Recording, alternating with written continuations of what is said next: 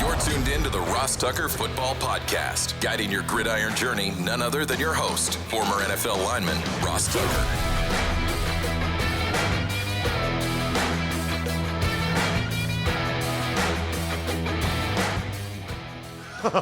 Oh, yeah, it is. But it's not just any Ross Tucker Football Podcast. It is a teaching tutorial Thursday, which means class is in session with Professor Greg Cosell of NFL Films University. Can't wait to talk with Greg momentarily. We are presented by DraftKings. I don't remember if I already said that or not.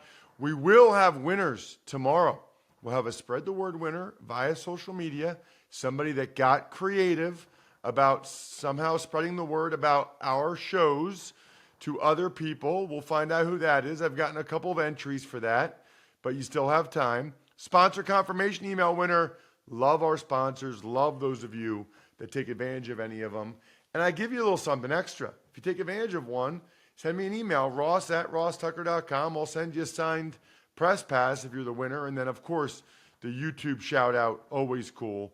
All you have to do is go to youtube.com/RossTuckerNFL, where you can watch all of our shows and see the highlight clips of all of our shows and just reply, comment on any video and get a chance to get a cameo-style video from me to whoever you want, giving a shout-out for whatever you want. Speaking of shout-outs, Jeff Cranston is today's latest patron, patreon.com/RTmedia.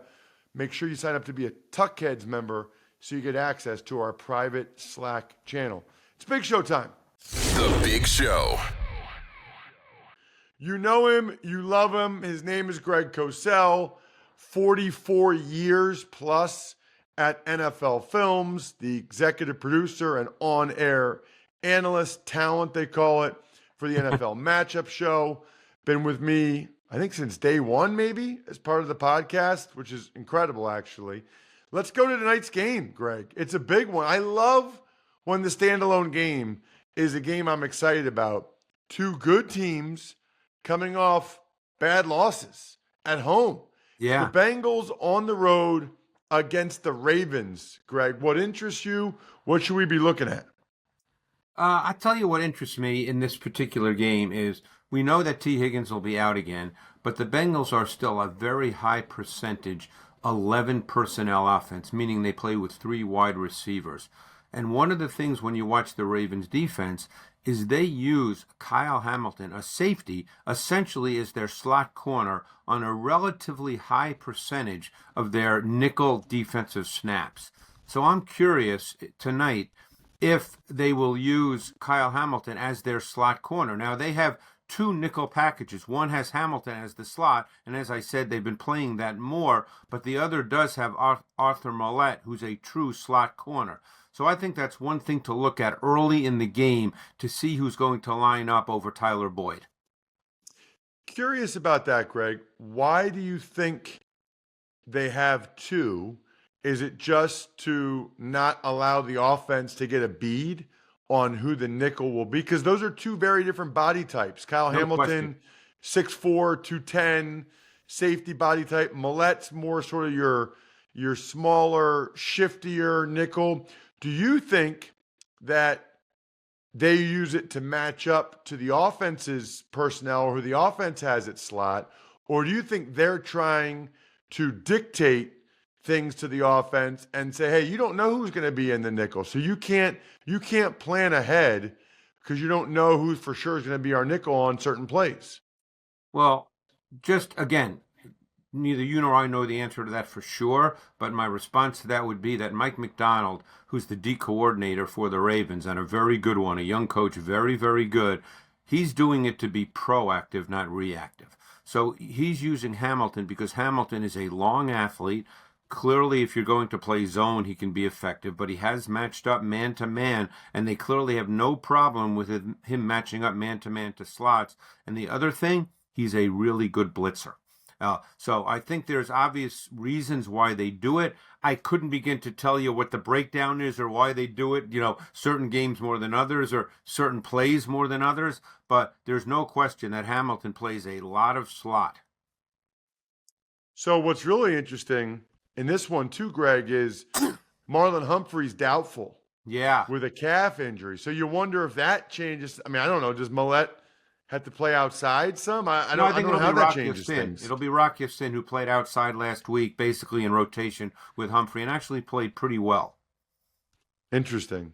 What about, a lot to talk about, Greg, in the Steelers and the Browns. Let's start with the Browns and just the awful news that Watson is having season-ending shoulder surgery right after their big win in Baltimore, right after it looked like he was playing pretty well in the second half of that game, Greg. Yeah, and the shame is for Watson is when he does come back, he literally won't have played much football for 3 years. And it'll be interesting to see what happens, but that's for another time. They're going to go with Thompson Robinson, and that's going to be interesting because, he's a rookie quarterback. He played one game when he was kind of thrown into the fire and didn't play well, which would to be expected. Stefanski has made it clear, Kevin Stefanski's made it clear that he's taking all the snaps this week at number one, so we'll see. On the other side, I bet people would be surprised that over the last 2 weeks, the team with the most 10-plus yard runs by running backs are the Pittsburgh Steelers. They've been running the ball very, very well the last couple of weeks. Jaylen Warren is a real key to this. He's a much juicier, more explosive, more elusive runner than Najee Harris, but Harris has had some good runs as well. Harris is just not, he's not what his body type suggests, and that's what's very interesting about him. But Warren gives them a lot of juice. Believe it or not, I think the insertion of the rookie tackle, Broderick Jones, at right tackle has helped their run game. He's an athletic run blocker. He's not very good in pass protection yet, but he's an athletic run blocker, and I think that's helped their run game. He's really athletic. And they pull him a lot. You don't see that many tackles pull, but they use him kind of as a weapon to pull, and he's very athletic in space and on those pulls, I noticed, Greg. He gets to the second level. He climbs to the second level, which is athleticism and mobility as well, very well. So that has helped their run game. And they've been running the ball, as I said, the last 2 weeks with volume and consistency. So Thompson Robinson, I felt like, Greg, was at UCLA forever. And I don't remember what your eval was there. But then in the preseason, he was awesome. And then he had that one start against the Ravens, but I don't think he even thought he was going to – from what I understand, he didn't know he was starting until like 2 hours before the game. Right. Well, that's obviously you can't really evaluate him based on that game, or I don't think you can personally. So this week he's going to be, as we said, taking all the snaps. I did him coming out, obviously, and I got to tell you, I didn't know what to expect when I did Thompson Robinson because – I don't see a ton of UCLA. It's on the West Coast. A lot of their games are late at night. That's way past my bedtime for an old guy, Ross, But he played 48 games at UCLA, all under Chip Kelly. And I thought, his 2022 tape, I thought he showed a pretty good feel for what he was asked to do. He knew where to go with the football. He's pretty compact with his delivery. I thought his college tape in 2022 was good. And I know I spoke to a former coach who was a coordinator and a head coach in the league, and he liked him as well. So we'll see. Look, I don't think anybody expects him to be great, but he does give you movement. And, one thing I've learned, and it's taken me a long time to learn it, and I'll be the first to admit that, but quarterbacks that can move, you've got to deal with them a little more on a sliding scale. They don't have to be super precise on every single snap from the pocket. Do you want them to be? Of course you do. But they don't have to be because they can beat you with their legs. And that adds two things. It adds a dimension to your offense, and it also forces the defense to have to play differently in certain situations. That is a key point. That is a key point right there for sure. Because it helps the run game too a little bit. If you just do it enough, if you just have them, just have that quarterback be a threat in the run game, all he needs to do is pull the ball once or twice a game on some of those, Greg, and you got to worry about it. And then obviously, like you said, some of the scrambles, they better be third and long. They better have an answer for Thompson Yeah, you Robinson can't. I mean, if he when it's elects third to and use his seven, Ross, legs. you can't just assume. You have to have an answer because you know what demoralizes the defense more than anything. Third and seven, you feel like for the first 2.5 seconds of the play, you've played great defense, and then the quarterback runs for 11 yards, and it's okay. Well, we just played great defense. Greg, let's talk about Bryce Young. Yeah. The Cowboys are playing the Carolina Panthers, and I don't expect it to be a close game or whatever, but I am really curious to get your expert opinion and evaluation of what you're seeing from Bryce Young right now. Yeah, he's struggling a bit right now. And I would say that he's struggling in a number of ways. Again, neither you nor I know what's in his head. We can't speak to that. I can only tell you when I watch tape what it shows. He leaves too many throws on the field that are there by NFL standards. So he gets stuck in the pocket a lot. He has to develop a better innate feel for what is open in the NFL. Because the reality is he's 5'11-ish, at most 6 feet. I forget what the combine numbers were. He's not a big body guy. So he needs to play with high level precision from the pocket. And the things that go into that obviously are processing, timing, anticipation, ball location. The ball has to come out. And I think at this point in time, it's clear on a number of plays that he's not seeing it and processing it with the needed clarity and speed that he needs to. And that also results in him getting stuck in the pocket. And while he's a good athlete, by NFL standards, he's not a great athlete, so he's not going to be explosive as a runner. He can move, no question, but he's not going to be explosive. That's not going to be his game. That would have to be an adjunct to his game, but not a truly meaningful part of his game. So he's working through all that. Again, the kid is incredibly intelligent, a phenomenal kid. You assume he'll get there, but right now it's been a little bit of a struggle. So you do assume he'll get there? I don't. No one knows the answer to that. I just know the kid, and he's an unbelievable kid, incredibly intelligent. You'd have to assume that he's going to get better. No one knows the answer to that for sure. Well, I know the answer, Greg. The answer is to drink more Labatt Blue Light because it's delicious, and that's what you should drink when you're watching football tonight, Friday night high school football, Saturday college football, Sunday NFL football. Always enjoy Labatt Blue Light responsibly. Beer, Labatt USA, Buffalo, New York. Let's talk Cardinals Texans. I'm excited about this game actually, Greg. Cardinals Texans, Kyler Murray back. They got the win. He's running around. And obviously the Texans to go into Cincinnati and get that win. I mean, we got to stop putting any limits on what these guys can accomplish.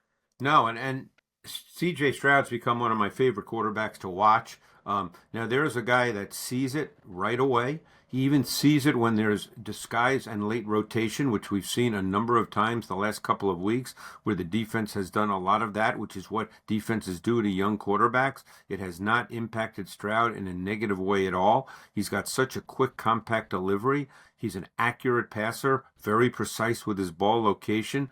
He just looks really comfortable playing quarterback. I mean, on that winning touchdown drive this week, he hit Dalton Schultz for 25 yards, which kind of got the drive going. It made them believe, hey, we could get in field goal range and win. And that was a great example. The Bengals showed a pressure front with no deep safety, and that's almost always an indication of pressure. But at the snap, they dropped out to cover 3. And Stroud read it in a second. And what do you get with cover 3, Ross? As you know, you do a lot of games now. You know a ton of football, obviously. With cover 3, you get the seams. He immediately hit the seam to Schultz. He knew it immediately. He's just seeing things at a really quick and high level for a rookie quarterback in this league. Wow. That's awesome. Did you get a chance to check out Arizona or no, Greg? I did not see as much Murray yet as I want to. I will, but I've not seen it. Obviously, I saw the play, that set up the game winner, which is of course what he can do. But I didn't see enough of him to be able to tell you, what I saw overall. Totally got it. That'll be a good one to watch. Arizona, Houston. All right. What about 2? I want to make sure we get to. I can circle back on potentially Jets, Bills, but what about Vikings, Broncos, Sunday Yeah. night. All of a sudden, Vikings have won a bunch in a row. Broncos have won 3 in a row. I mean, and both quarterbacks are interesting for different reasons. I got to tell you, Greg, I don't study it like you do, but man, Russell Wilson looks a lot better than he did last year, I think. A lot better than he did last year. I don't think he's like top 5 quarterback or No, he's not. Seattle Russell Wilson, but he at least looks like he knows what he's doing and is not screwing up and taking a bunch of sacks and all that. No, it's more efficient. I mean, he's still like this past week, I thought he played efficient football. There was nothing spectacular, but he didn't turn it over. See, one thing about Russell Wilson that's always been the case, and you can't downplay this. This is critically important, so I don't want people to think it's a negative at all. It's an incredible positive. He doesn't turn the ball over, Ross. And the number one thing that a lot of coaches will tell you is you have to secure the football in every single play. So he doesn't turn the ball over. But anyway, Josh Dobbs, we spoke a little bit ago about what happens with quarterbacks that can move. Well, the Saints, they deployed Pete Werner as a spy on Dobbs on 3rd down. And they also did that in other down and distance situations. And by the way, Denver is going to do that because the last 2 weeks, Denver has played Josh Allen and they played Patrick Mahomes. And in each of those games, they spied both of those quarterbacks with Nick Bonito. So they are going to spy Josh Dobbs. And just what we said earlier, that now changes how you play defense. You are, in a sense, playing a little more reactively than proactively. And that's a big factor. And Dobbs has actually thrown the ball well. It's pretty impressive what he's done in a Kevin O'Connell offense, because don't forget what Kevin O'Connell's background is. It's Kyle Shanahan and Sean McVay. This is not an easy offense to pick up and understand in 2 weeks' time. And there's no question he doesn't have it all. It's not humanly possible. But I tell you, his footwork, his understanding of the drops in relation to the routes, this past week was pretty impressive. Yeah, I think he's blown everybody away with what he's done. And they believe, they really believe right now in Minnesota, which I think is so they won cool. 5 in a row, Ross. Does anybody seem to realize that? This team's won 5 in a row. 5 in a row, Greg, without their best player. I know. Without Justin Jefferson. And the last 2 without Kirk Cousins. So the last 4, I believe, are 5 without Jefferson, and the last 2 without Kirk Cousins. So, it's pretty impressive.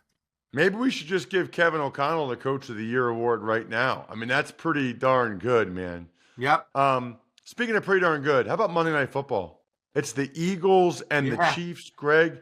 The 2 teams with the 2 best records in all of professional football. What will you be watching in this one? Well, it's been amazing. When you study the Chiefs, as I have, I watch every game. They've really been carried by their defense the last 5 weeks. Their offense has not been very good. In fact, statistically, their offense has been worse than the Buffalo Bills over that same stretch, which a lot of people might not realize. But yeah, they've been carried by their defense. And I'm fascinated by that side of the ball in this game because if you go back to the Super Bowl, it's still Steve Spagnuolo versus, that staff. Obviously, Shane Steichen is not there. But one of the key things in the Super Bowl, and we don't know if it's going to be the case because Jalen Hurts has had a knee injury. Now they've had the bye, so we don't know where he stands. But in the first half alone in the Super Bowl, and it really hurt the Chiefs, I'm just talking first half, Jalen Hurts had 10 designed runs for 52 yards. Think about that. That changes the way you play defense. So I'm curious to see, number one, if he's healthy, number 2, if the Eagles try to do that, because Steve Spagnuolo, that defense is playing at a really, really high level. They have 4 or 5 defensive linemen that are totally interchangeable in the way they can be used. And Spagnuolo is such a good blitzer, not a high percentage blitzer, as you know, but with selective blitzing, does some really good things, cool concepts that break down protections. I think, Greg, this is my opinion, it was the Super Bowl. So it was like, hey, break out all the stops. Right. A lot of design. I would be surprised if the Eagles have that many design runs in this game, and especially in the first half. That was like, hey, it's the Super Bowl. It's the last game anyway. Like, let's go for it. But who knows? I might be wrong. Greg, I'm never wrong bringing you on the show. You're the man, at Greg Cosell on social media. Check him out this weekend on all the ESPN, ESPN2 shows. Thank you, Greg. Thanks, Ross. Appreciate it. So good. Almost like being able to order on DoorDash. The clock will stop on this podcast in 5 minutes. So when it does, or like whenever the game clock stops when you're watching the game, that's time to order in with DoorDash. Pizza cravings hit at halftime, ordering time, dreaming about tacos during a timeout. Boom, they're on your doorstep. Wait, you want burgers, chips, dips, drinks, and wings instead? Even better. Order on DoorDash and get everything you want delivered without missing a minute of the game. Tuck's Takes. All right, Ross. The Browns announced yesterday the quarterback Deshaun Watson is having season-ending shoulder surgery. Ooh, tongue twister. Wow, even the second one was tough for you. Yeah. Even the recap. Just awful on so many levels. I got a lot to say about this. First of all, I think the Browns should come out and have somebody in the organization or a doctor explain everything that went on with his shoulder this season. Because I think that there's some skepticism, and the mixed messaging with the rotator cuff one was really bad. Like, he's cleared and he doesn't play. And he's still cleared and doesn't play after the bye. And just these leaks or whatever, just come out and say, here's what happened. Here, we missed this. It was worse than we realized. Well, I think transparency is usually best in these situations. And then they're going out of their way to say that this is a new injury, Jack, which I get, and I think they're doing that because they don't want people to think that they screwed this up, right? And I believe them. I really do. But in terms of long-term, isn't it a little bit more concerning that your franchise quarterback under contract for 3.5 more years, fully guaranteed, had not one but 2 injuries to his throwing shoulder this season? The rotator cuff and now this one that needs to be operated on? That's almost worse. That would make me feel worse, right? I'd rather it was the same injury and maybe the Browns didn't do the right thing. Now it's like he's had 2 separate, distinct injuries to that shoulder. It's not good. Following that, Dorian Thompson-Robinson is set to start a quarterback for them against the Steelers. Right, and Greg and I obviously talked about that a little bit. I'm excited for him. I think it's a little bit different now. He's got to start under his belt, and he's getting all the reps this week in practice. He knows he's the man. He knows he's number one. He knows he's got a good defense. But I think they need to be aggressive with him. Sometimes with young quarterbacks, they put the training wheels on, and the defenses play to that, and it limits them. I want to see some first down play action. I see some first down bootlegs. Let him run a little bit. He played too well in the preseason to think that he can't play competently, or at least to the P.J. Walker level here in the regular season. And one more piece of quarterback news. Justin Fields is set to start at quarterback for the Chicago Bears once again. Yeah, and they're really going out of their way to make it clear that we know he's not 100%, but that he's good enough to start, which is like, okay, fine, whatever. We'll see. We'll see how well Justin Fields plays. Somebody got real mad at me in the YouTube comments or an email when I said I didn't think there was that much of a difference from a point spread standpoint between Justin Fields and Tyson Bagent. I don't think there is. I don't think Fields playing instead of Bagent has really changed the betting line, which tells you that the markets don't think there's that much of a difference between those two guys. Cardinals claim running back Michael Carter off the waivers from the New York Jets. That makes sense. Cardinals have high priority in the claiming order. Carter's been a good third down back in his career. Give him a chance. Why not?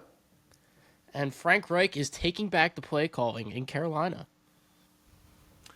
Was it Monday night where I said, Jack, in the Broncos coaching box that this is feeling like one and done in Carolina? We have mentioned it so many times across different shows. I will take your word for it, though. But we have mentioned it before, yes. Yeah. When you start yo-yoing play calling duties, it's like desperate times call for desperate measures, and they're trying whatever they can to figure out how to get this thing solved. In football, fourth quarter is where the magic happens. It's where games are won, where champions are made. In business, it's where sales teams become legends. That's why HubSpot built Sales Hub to give sales reps the deal-making tools they need to win their Q4. Sales Hub's prospecting workspace organizes your schedule, goals, and to-do lists in one place to save your team precious fourth quarter time. And Smart Sequences help sales reps close deals faster than ever. So get ready to dominate Q4 with Sales Hub.